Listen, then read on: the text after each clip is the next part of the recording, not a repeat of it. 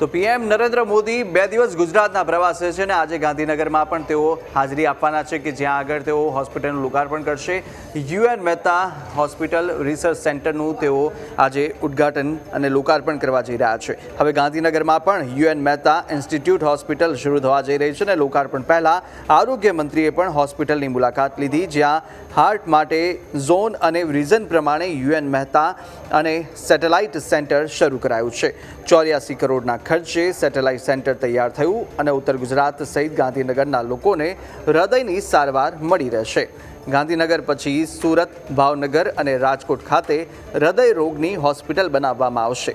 Cancer માટે પણ satellite centre zone પ્રમાણે બનાવી રહ્યા છે અને આયુષ્માન કાર્ડથી સારવાર મળશે, જ્યાં જીસીઆર દ્વારા યુએન મહેતા દ્વારા સેટેલાઇટ સેન્ટર અન્ય જિલ્લામાં આપીશું અને આ પ્રકારના સેન્ટર બન્યા બાદ અમદાવાદમાં દર્દીઓની સંખ્યામાં પણ ઘટાડો જોવા મળશે।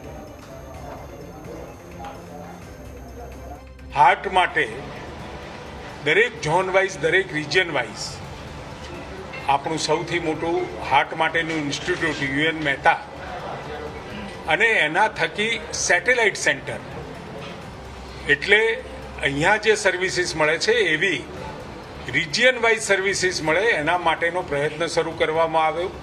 એનું આ પ્રથમ કદમ છે।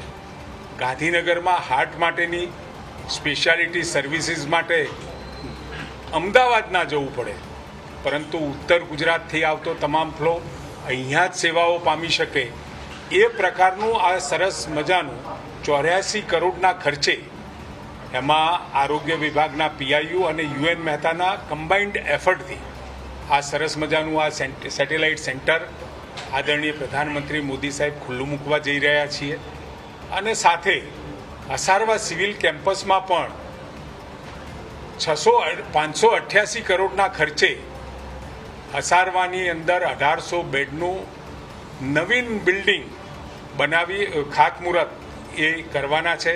ત્યારે આપણા માટે સૌના માટે ગર્વનો વિષય છે